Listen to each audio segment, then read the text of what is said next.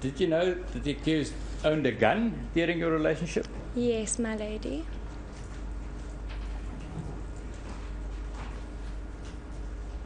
How did you know that?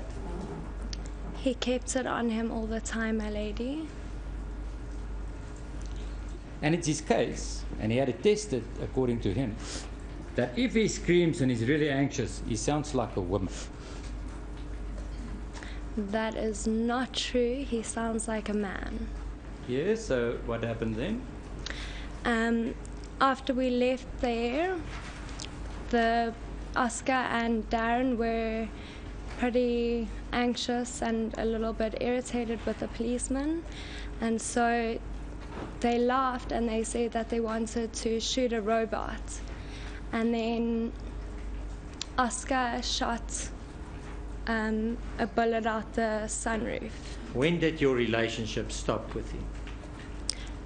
The first time or the second time? First time and then the second time. And if you can, speak up a little bit, please. Okay. The first time our relationship ended was when he cheated on me with... I'm sorry, please. Just take your time, please. We'll just pause for a moment. I'll take a shot at Janet. I'll just wait outside. Ethical, please. Thank you. What?